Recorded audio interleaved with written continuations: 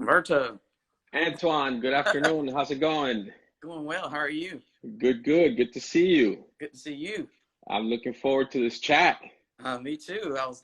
It's a different chat today because I've been doing lots of brand owners, but then I wanted to always switch it up a little bit and get some behind the scenes people because, as you know, sometimes the creative and artsy people don't always get their moment to talk, but there's Well, a very important part of the industry though. our creative introverts like myself, we graciously do it behind the scenes, I know. and that is okay. But nonetheless, thanks for reaching out. Thanks for the invitation. I'm looking forward to sharing this platform with you, which is it's a great idea. I'm loving it. I'm tuning in every day, so I'm already a fan. It's funny because you said introvert, and I'm probably a big introvert. I mean, I have a whole book on introvert people that I'm supposed to be reading, called Quiet. And I was just thinking about doing this, like, has always, I've thought about doing like podcasting for a while, but like the act of actually doing it and being in front of people is always like, oh, do I really want to do that? Or can I get around it somehow? And then Right. this happened, and I saw other people doing it, and I was like, you know what? This is the time to like kind of push yourself out there and do something a little bit different. Well, I mean, you have a creative background, so you would understand that, as creatives, we're always exploring new things and trying new things, and just kind of putting yourself out there. It's part of what we do, right? So at Right. some point, it's always to get that feedback, that criticism, but it's hard for us to kind of step into that spotlight at times. But not that we're shy or anything like that, but we tend to warm up to people, and then we're like in that comfort zone, and it's not like you're antisocial or anything, but we're definitely introverts, Yeah, and I in don't know that about you, respect. but like definitely in like a meeting kind of setup, usually like it's us, the creative types, who have to take in everything that I said. Because like Right. we'll have somebody else there who's like the business minded person who's like talking and keeping the conversation going, but sometimes they're not the ones who are listening to like the finer details. So like when you Right. go to design something, you pick up on something, you go, oh, when you start talking about that, you saw them like flinch, and they're like, saw them what? You're like, they kind of recoiled a little bit, or they kind of pull back, and I think we need to go in this other direction. So it's like Right. always us who are having to listen and absorb everything that's being said, rather than just who you're talking to, like the whole room, and and, so and that's a big part of what we do. We have to listen, instead of jumping into conclusions and then recommending stuff that is not even necessary, or that could be applied to that specific project. So listening is a big part of what we do. um, definitely. And I see we have some great people in here today. We have Lewis, who I got the pleasure of speaking to yesterday. It's been funny yes. because, like I said, I'm treating this almost like a trade show, in that, in a trade show experience, you're going to go to booth to booth to booth to booth and talk to people. But Right. usually those conversations are about 10 minutes long, and they're interrupted every couple of sentences. So you're just, you don't get a full conversation. So being able to spend an hour with different people in the industry like every day, and just has been fun for me because, like I said, it's almost like that trade show experience without the travel, without the the hustle and bustle, without the suit. Absolutely. And we've been on that side of the trade show, and you tend to stay out of manufacturers' way, because everybody is on their A game.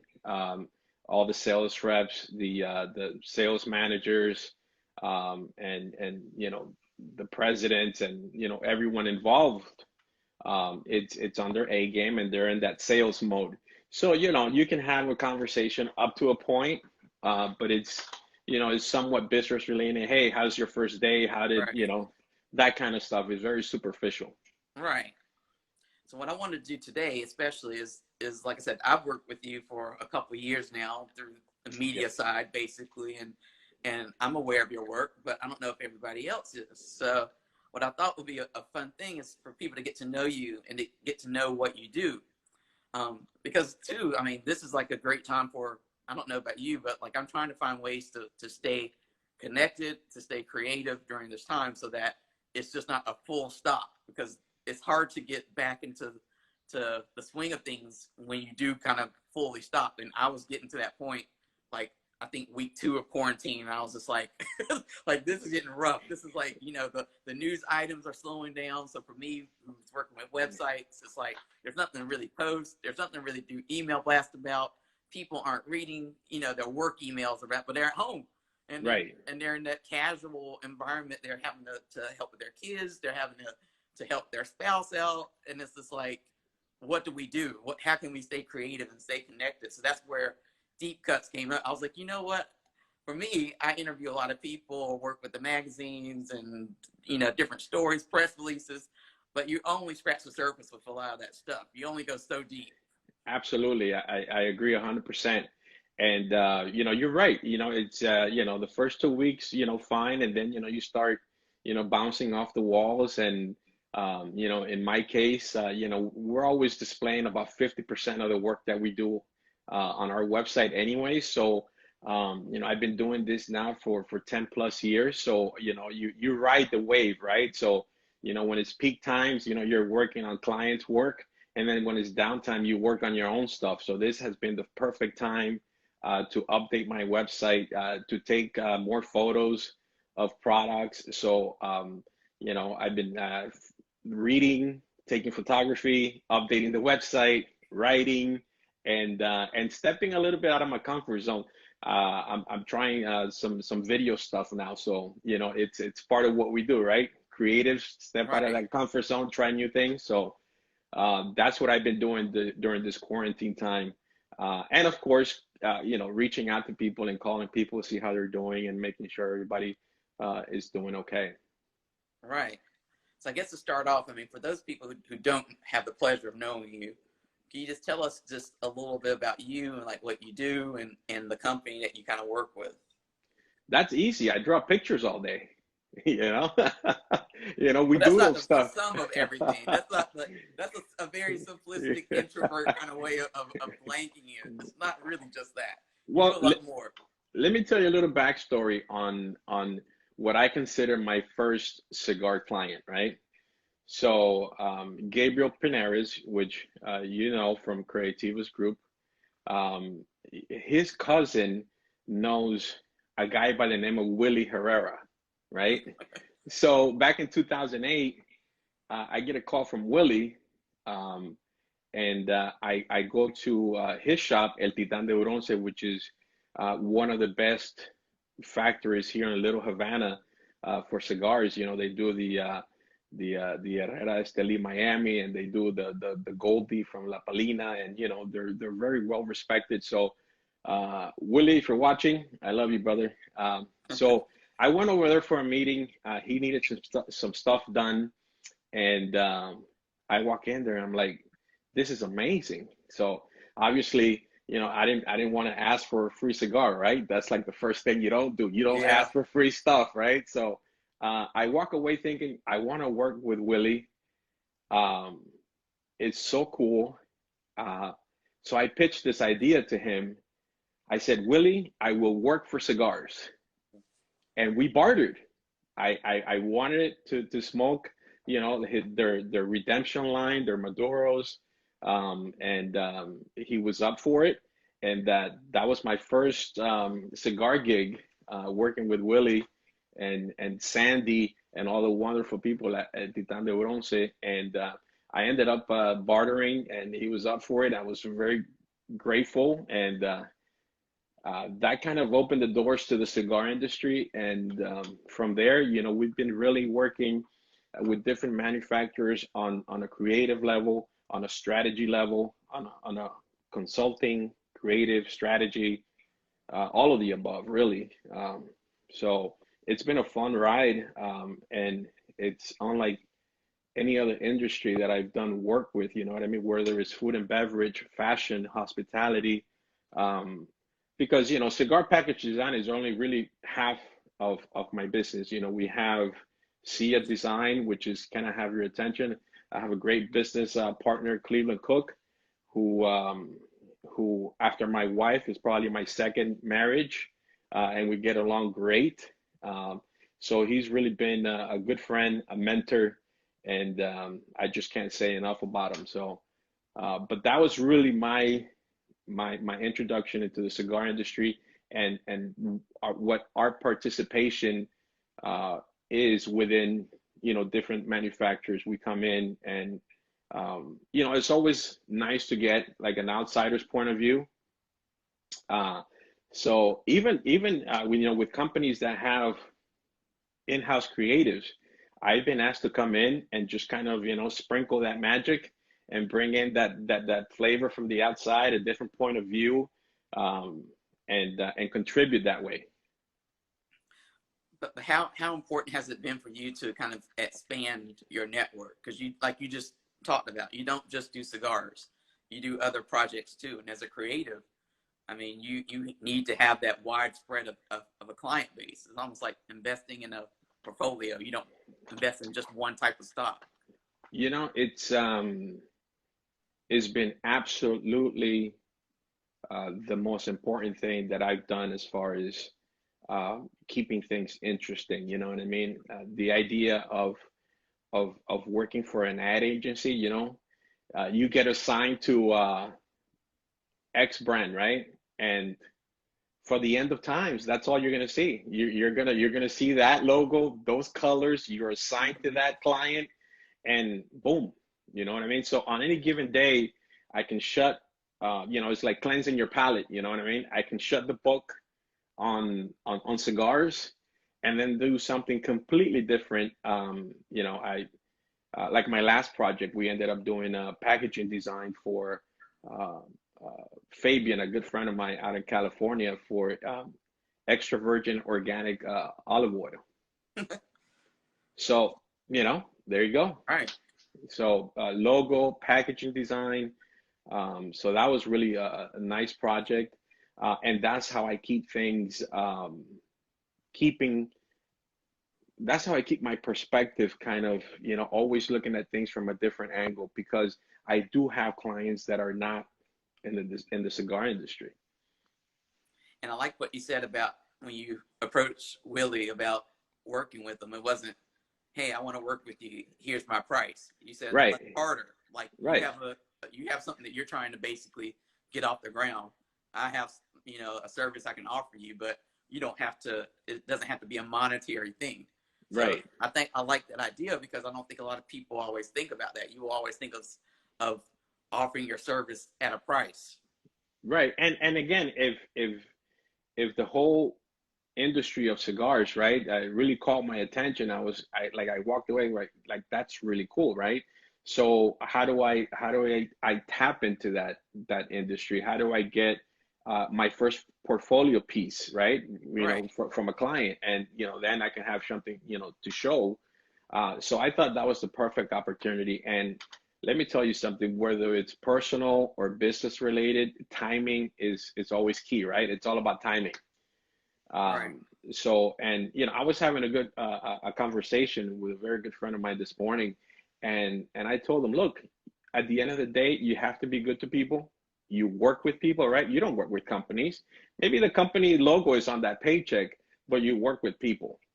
So having that connection with people, having that compatibility, because a lot of the stuff that we do too is it's about, how do we gel together, right? How do we, it's like, you have that sales driven guy at the head of a company, right? And then, you put that left brain and that, right brain, and then that's where the magic happens. You know what I mean? You come up with a campaign, and from a business standpoint, from a sales standpoint, the numbers that you want to hit.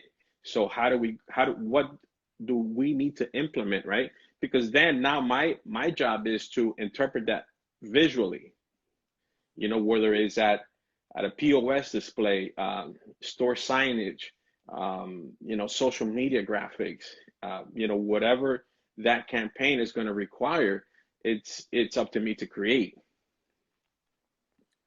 Where do you draw inspiration from?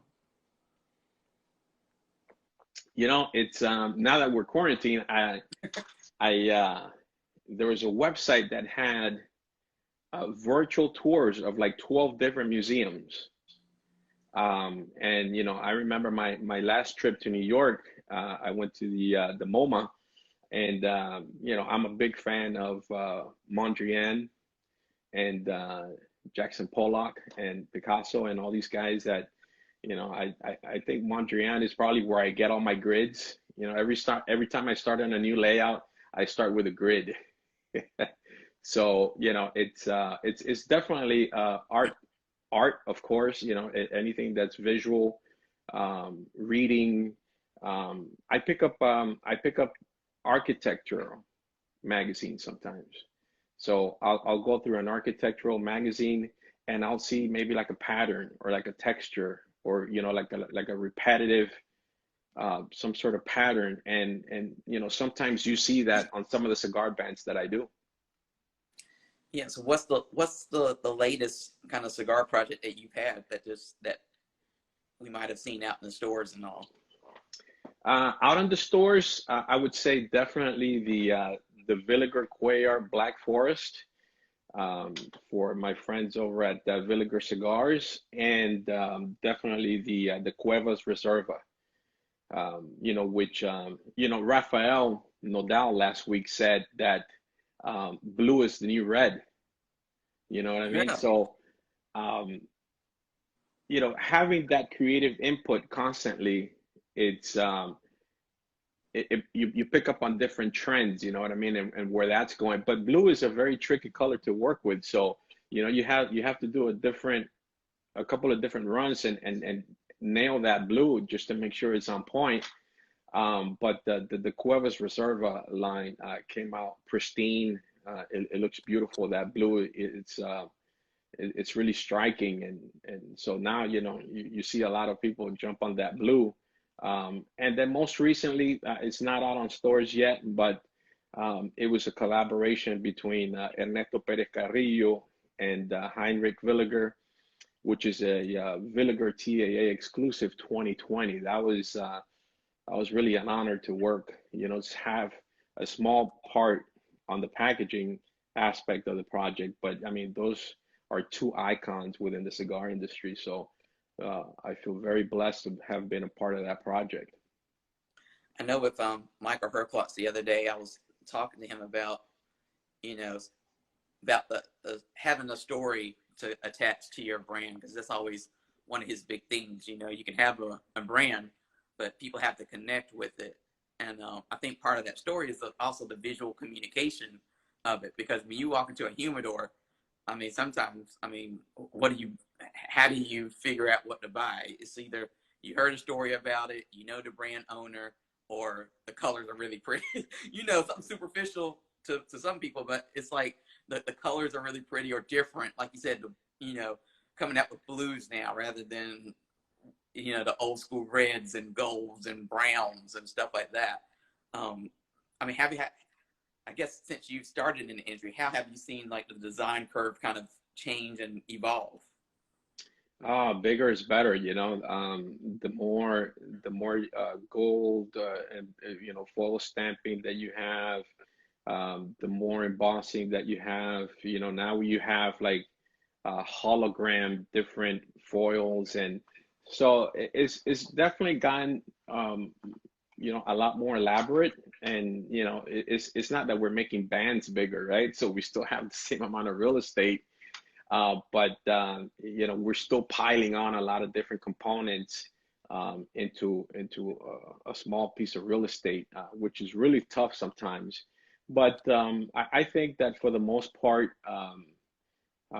everyone is in a humidor to compete for your attention.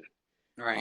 You're always going to have the consumer that walks in with that yearly magazine and say, hey, I'm looking for these 25 cigars.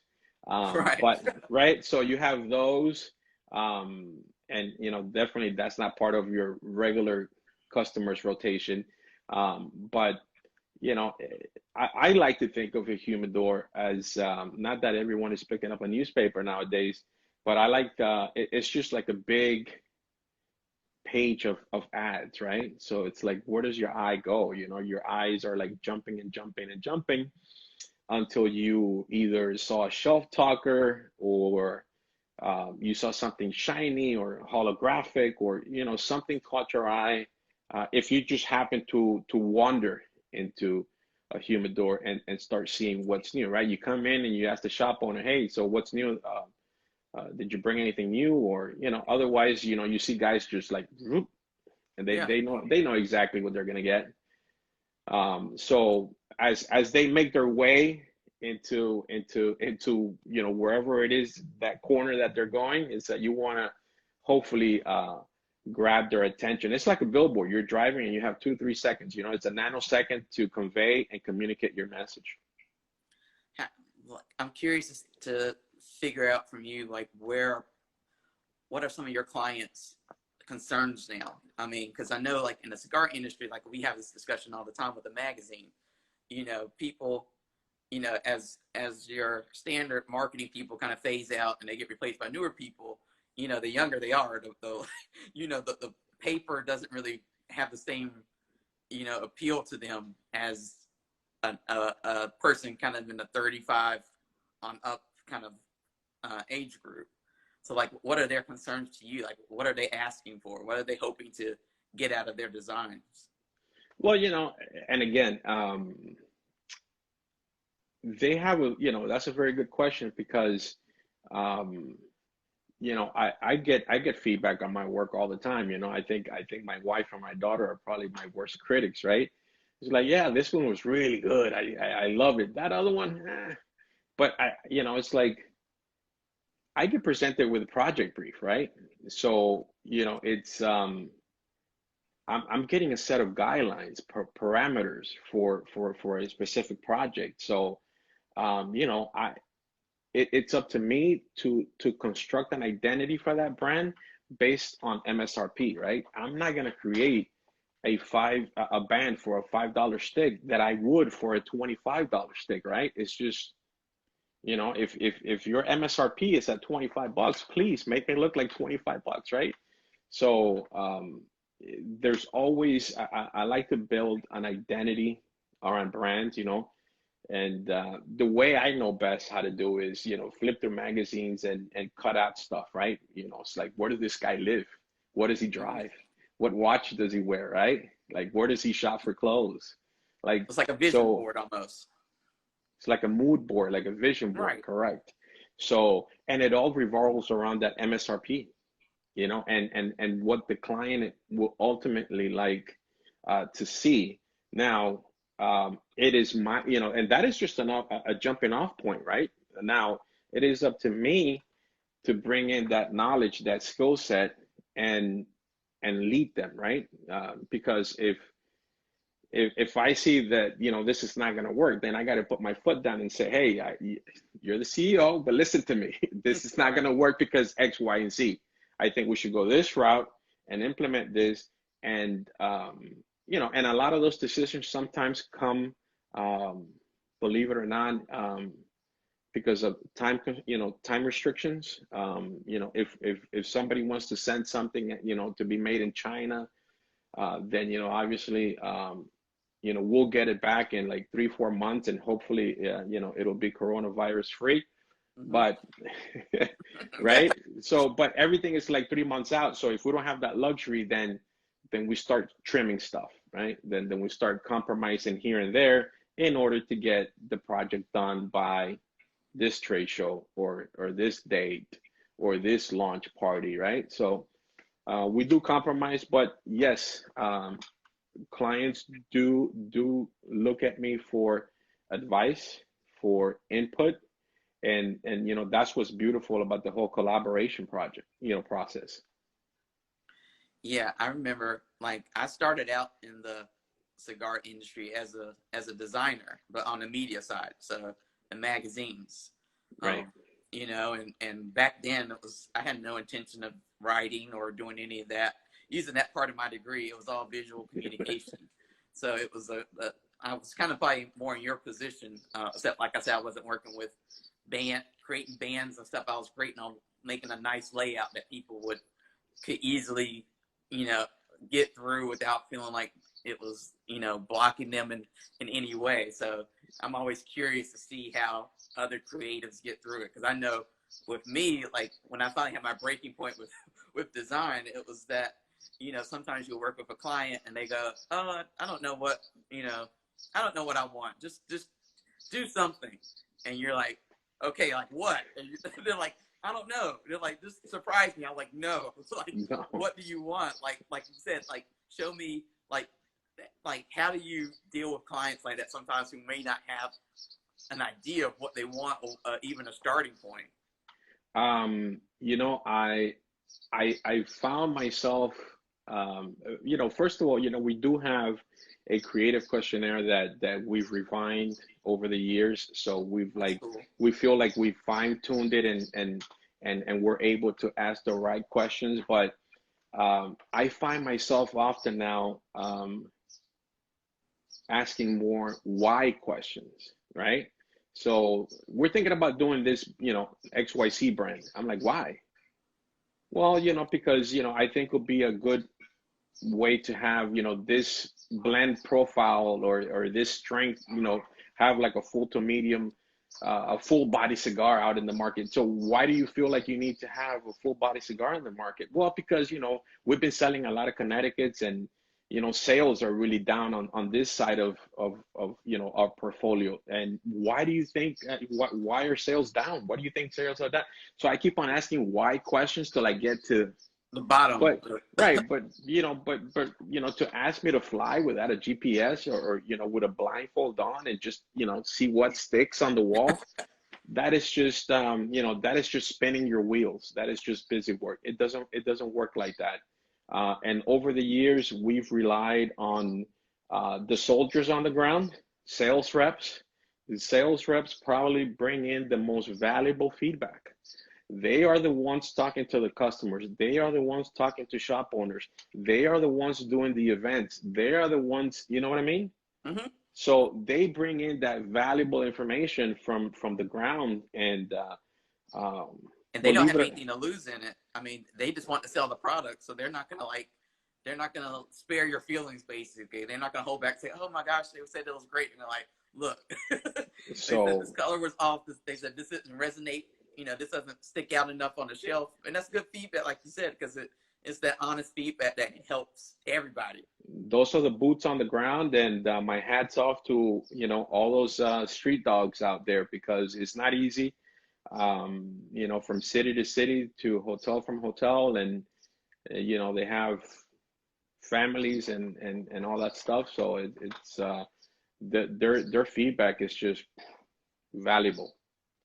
I, when you said the creative questionnaire, because that's something so simple that I think we don't anybody, none of us like really think about that, like having like a simple creative questionnaire that, like you said, and then you tweak it as you go along so that Right. you know what works. Because I remember, you know, for me as a media person, I'm always trying to refine my interview skills and figure out how to get the best story. Because sometimes you'll spend all this time writing a story, and the person will read it and they'll be like, "That's the story." You're like, Yeah. "Yeah." You're like, "That's what you said," and they're like, "No, that's not what I wanted." So Oprah Right. had this great thing when she said, she said, before I do any interview, I sit down with the person. The very first question I ask them, which usually doesn't get filmed or anything, is, "What's your intent? What do you want Right. to get out of this interview?" She said, and usually it's such a profound question because they're not used to that kind of question. So it's not usually for TV or whatever I'm doing. She said, it's usually just for us. She said, because I want them to think about what they're getting ready to say. And then I can think about the questions I need to ask. And she said, because without that, you don't know. You're just randomly kind of getting around with it. And sometimes you don't have to ask that question every time, because sometimes like when we were having this conversation, I said, Humberto's a creative person. Like, let's get Right. that story out there. That's at least my intent out of it. But if I just met you on the street and I said, hey, let's just do a video, and we sat down, and you would be like, Right. it would be a weird, it would Right. be, we wouldn't get a lot out of it because we wouldn't know what the intent, is. Absolutely. And again, it does take time, and practice makes perfect.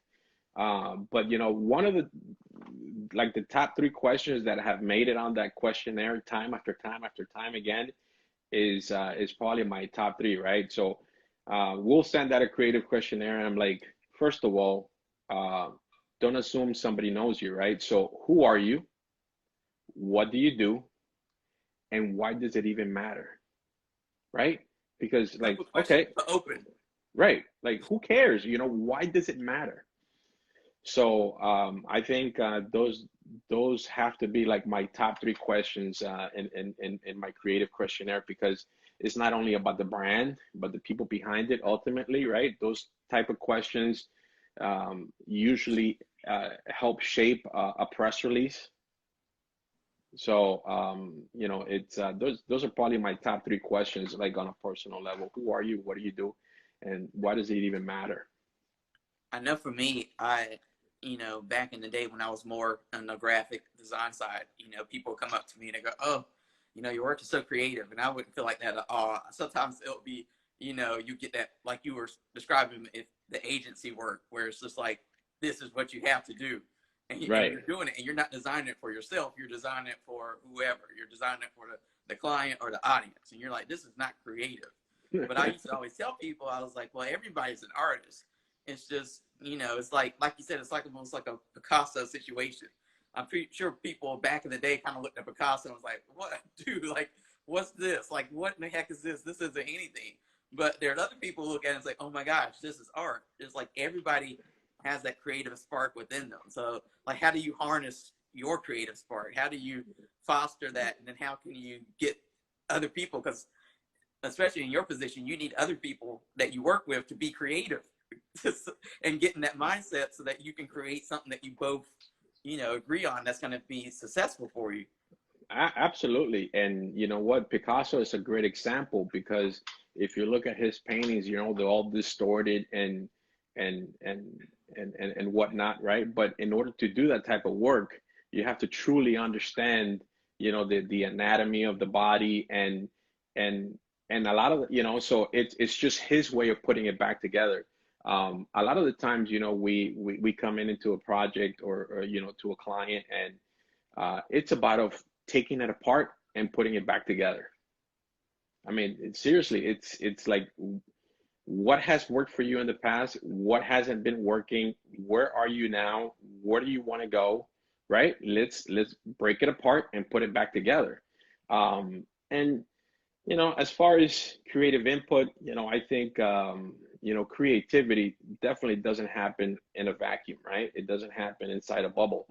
You know, we are so blessed down here in Miami, where, you know, it's literally a melting pot of cultures, you know, so we have, you know, different languages, you know, different people, different cuisine, different music that, you know, you know, you should go for a stroll outside, right? You were talking about last week what Brickell is now, right? Right. And it's vibrant, and you can see. I mean, you know, you've experienced it. You see people from all over the place, and you could, you know, the smells, the sounds, the visuals, right? All of that has an impact on your creativity and what you put out.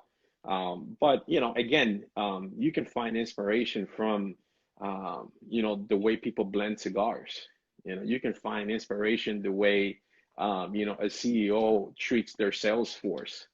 You know, because that inner culture, you know, it's also inspiring, right? It's everybody has a tribe, so um, you know, you know, you don't have to, you know, get inspiration from another creative person. If they're really good at what they do, that in itself is inspiring, right? You know, people who lead cigar companies, you know, that's not easy. No. That's it's not easy to do. So that is inspiring. That is, you know, really admirable, because as we know, the cigar industry is probably one of the toughest, most competitive, most niche markets there is. And I know for me, like this quarantine and being told stay at home and all, I mean, as a creative person, I think you kind of have two sides, especially introverts. You're like, yay, stay at home, gets the stuff done.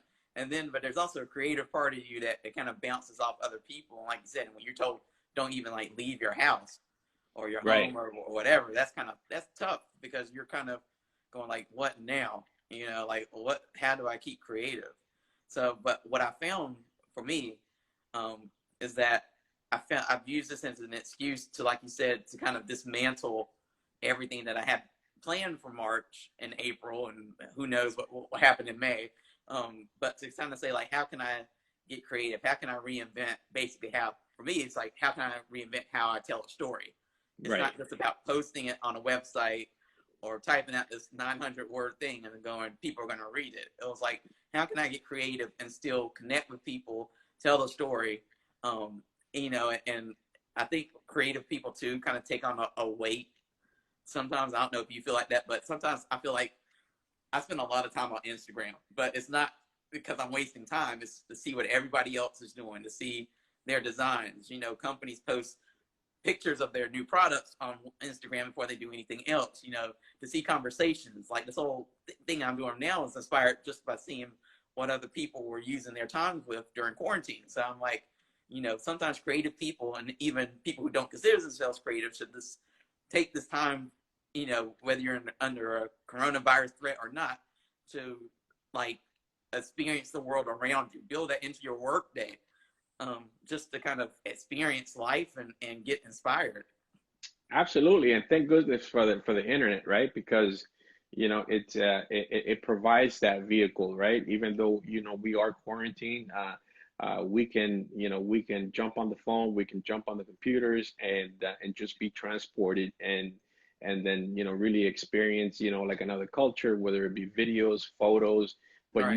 your sensors are taking it all in, right? So it's definitely a good time um, to try something new. And again, you are basically still doing the same thing in a different way, right? So whatever you have planned out, you kind of made a lateral movement and took it apart, and I'm gonna put it together again, but in this platform, Right. right? So it's a great time to get inspired, try something new, stay focused, stay positive, above all, and I think everyone is enjoying this new platform. I think it was a brilliant idea on your behalf. Well, like I said, I don't take full credit for it. So it's like watching Michael Herklotz and the Lounge Experience podcast. My friends Erica and Amy, I follow them and look. They're always been bold and just do what they want. So like I said, I've been talking about doing podcasting for forever, but it was just the introvert in me, I think, that stopped me from doing it because I was like, ugh, talking to people. I was like, then people, I say, people. I hate the sound of my own voice, having to put it out there and do it and stuff. But now I'm doing it. It's a learning process. It gets better. It's almost like the pancake theory.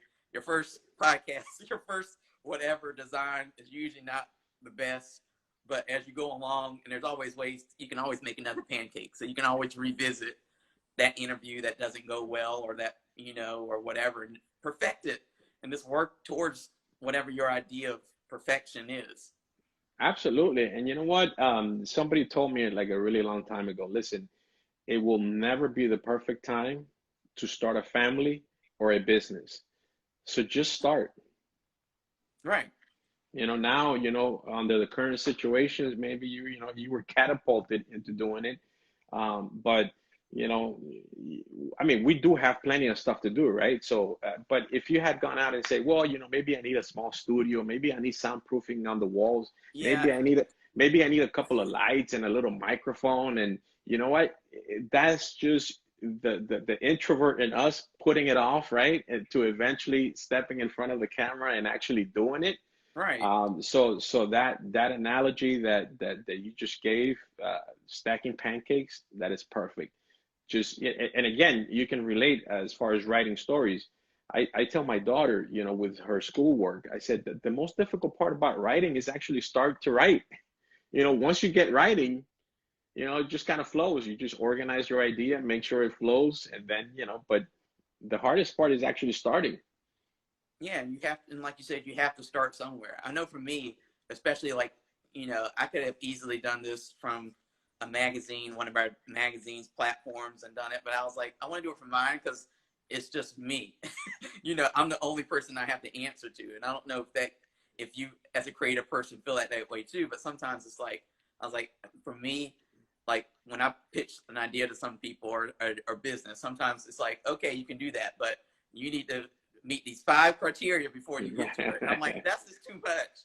And I think, No, and I have gotten that in the past with different businesses that I've worked with, where it's like, yeah, we can do that, but first, you complete these 5 missions, and then you're like, that's okay, never mind.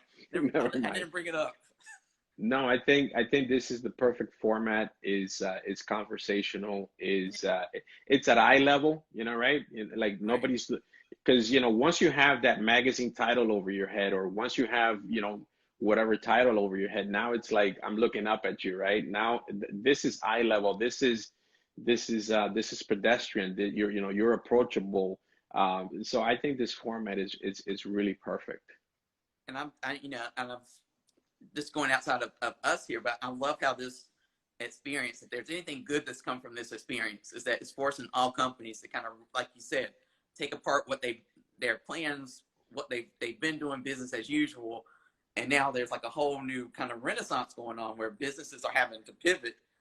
How do we engage with our customers without being in a store? Because even Right.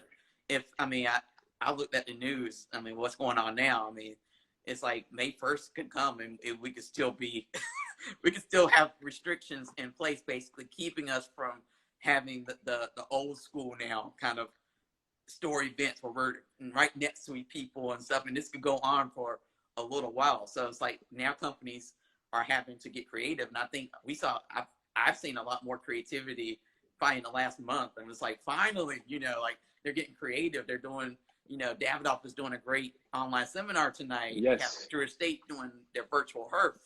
You have Yes. the brand owners like getting more comfortable saying, okay, I'm ready to get in front of the camera. And if this hadn't happened, I honestly don't think a lot of that stuff would have happened, but it should have, Right. because it just brings us all together in a new way.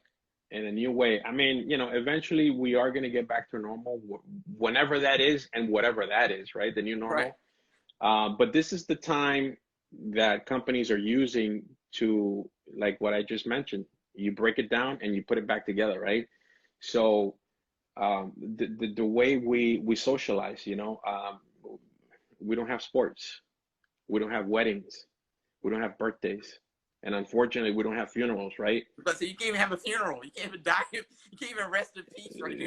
So you could imagine all the things that have been taken away from us. So now is the time that I'm actually talking to most of my clients about strategy, right? When we get back to normal, what are we going to do to enhance that cigar experience, that cut and light experience, right? What are we going to bring to the table where it's more of a human connection, even more so. I mean, we're already having a great time at cigar events, you know what I mean? Drinking and eating and smoking and chatting and whatnot, right? But I think we're doing, we're starting the talks to make that even more so personal, a personal experience in the near future. So this is the time now where, we realize, wow, our rituals, our way of doing stuff, it's gone. So when we get back to normal, whenever that is and whatever that is, how do we embrace people back?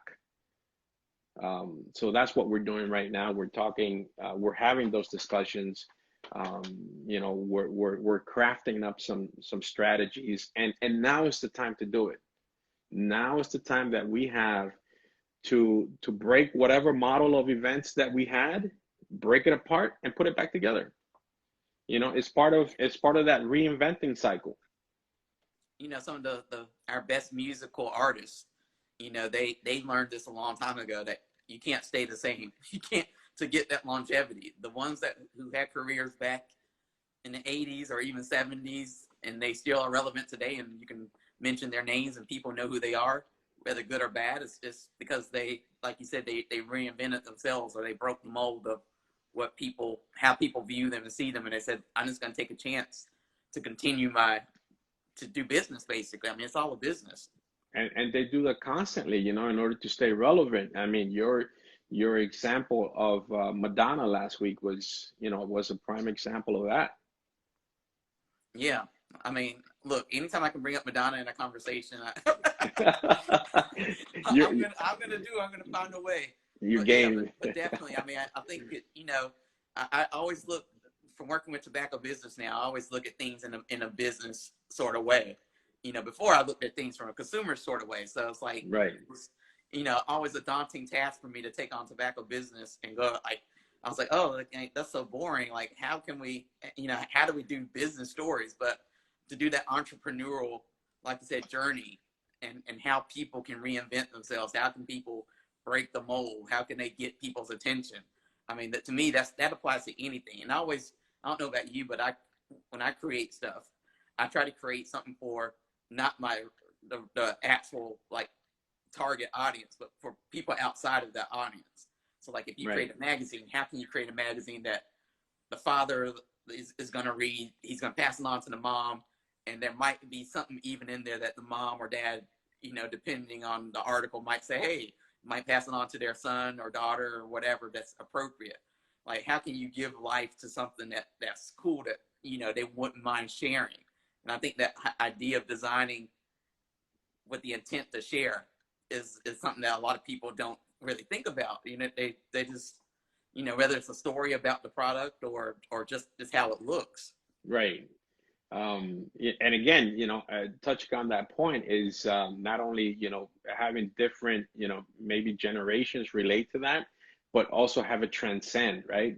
So maybe even somebody who doesn't speak the language is looking at your editorial and can find beauty in just the layout, the images, without really understanding what is written, right? So that's also part of that visual aspect, where, oftentimes, we don't work well. You do. I don't. You work with Excel spreadsheets and all that nonsense, but I don't, right? So Right. it's and that's really sometimes, the hurdles that we have to get over on a day-to-day basis. Sometimes I turn on the computer and I'm like, all right, I can see that no creative work is going to get done today, right? So it's like, let me go flip to some magazines, find that inspiration, right? So it's not like I'm going to open that Excel file again and I'm going to go to column 3 and row 75 and just pick up where I left off. It sometimes it doesn't work like that. And, my clients will tell you that, it's, I will always pitch 3 ideas at you, right? Based on what I was asked to do. Something that I truly like, something that I think the client is going to like, and what I think the project ultimately should be. So something the client is expecting, something that I lean towards, and then ultimately, you know, uh, come to a halfway point agreement, some sort, sort of, let's call it truce, and go this way, which I think you're gonna really get the most bang out of exposure, out of branding, out of marketing legs for the project. So it's always that thinking about how it transcends, how it communicates from one person to one generation to another country to where you just don't know where um, your projects are going to end up. So it has to communicate. It has to transcend. It has no language barriers. It's crazy when you see, so like, you do something, and then it's off your plate, right? It's done. It's approved. I sent it to the printer. It's off my plate. It's on to the next one. Right. And then you see somebody out in Colorado skiing, with a cigar out their mouth. They're like, "Hey, that's the." So you just never know, like, where you're gonna see your work next. So that's kind of a little bit still like crazy for me to see, like where these cigars end up, and then the art, the second life they take on when somebody starts pulling the bands off of this and they start doing like all these murals and posters out of those bands, it's just it's incredible. And you know, you feed off of all of that, You right? So do. all of that is input, whether you know it or not, right? So it's input, it's input, it's input, and then you know you process that, and then you know eventually you get to do it all over again. I always say you should always create something that people will want to save. Like, why would you ever create something that people would just look at and go, cool, and they'll throw away? You know, like you want to create a magazine that people will want to keep. You want to create a cigar band that people, like you said, will want to take pictures of. Because sometimes, I mean, they may say like, oh, this is a great smoke, but what are they? I mean, they can't share the smoking palette, you know, that they have with the world, but they can. What do? They zoom in on the cigar band sometimes, and that's, to me, that's a big compliment to whoever designed that cigar band, because if it's an ugly cigar band, they're just gonna smoke it. They're not gonna feel inclined to share it with their crowd. Absolutely. And you know, you can see with cigar boxes, you know, they do purses, they do guitars out of cigar boxes. So you can see it's just yes, you want to make something that transcends, that communicates, and eventually people are just gonna grow attached to and not want to get rid of. You know, maybe they'll put you know, stamps in there and leave it in the office. You know, maybe they'll use it as a bookend, or you know, maybe they'll put them up on the wall. I mean, you know, that's what we really set out to do. Always create a memorable piece. Always exceed the client's expectations, with you know, obviously the customer feedback, the sales rep feedback, you know, everybody, you know, ultimately we do take all that feedback, um, but we go ahead and we sort through what we can use and cannot use, so that we can, at the end of the day, ultimately guide the client into the best possible packaging, or presentation, or magazine layout, or photo shoot, or you know. Yeah, so I guess as we have about 5 minutes left, I mean, what are you Already? work? I know it goes by quick. I told you. If it's a good conversation, it goes by quickly. I If it's know. not, then it's like, oh, we got 30 minutes left. Oh God. The next one we'll do it. The next one we'll do it up in North Carolina. Yeah, we'll have to do a change of scenery. Hopefully Yes, by then we can be outside or do it or whatever. Yeah. absolutely, But absolutely. what are you working on right now? Right now, you know, no one is really being able to pull the trigger on any projects because are shut down in Nicaragua Right. and Honduras. So that means that there is no new inventory coming in or anything like that. Like I said, right now it's all about strategy. I'm talking strategy to my clients. We are revisiting how they engage with their customers. We are revisiting how we can improve cigar events once, you know, we hit the road again. And you know, just taking it a day at a time. I mean, you know, if they don't know, why should I even press for, you know, I'm only going to take what they give me. So Right. you know, it's I'm not going to press them for you know, hey, so what about this project? Well, haven't you heard the news? Everything is on pause, right? So it's I take what they give me, and you know, we do try to, you know, stay proactive. So definitely being proactive during this time is very important. Revisiting every single aspect of consumer engagement, see how we can improve that, implement new stuff when that comes around, and you know, just trying to stay busy and just, you know, focus um, on that side of the business, since the production side of the business is pretty much on hold. Cigar rolling, cigar harvesting, cigar, you know, the printing side of things, you know, the printers are shut down. So you know, everything is really just on hold. We are focusing on consumer engagement. And how can people get in touch with you or follow you from here on if they have other questions or want to tap into your services? At Cigar Package Design on Instagram, Cigar Package Design on Facebook. I'm always a phone call away or a text message away, an email away. The website, cigarpackagedesign.com. You can see some of our other work on there. And, again, I always tell people whether we end up collaborating on a project or not, I'm always going to give you the time and point you in the right direction, right? Marketing dollars are hard to come by. So at the end of the day, I'm going to make sure that you measure twice, cut once, and I'm going to give you the best guidance. Um, and that's all I can offer, right?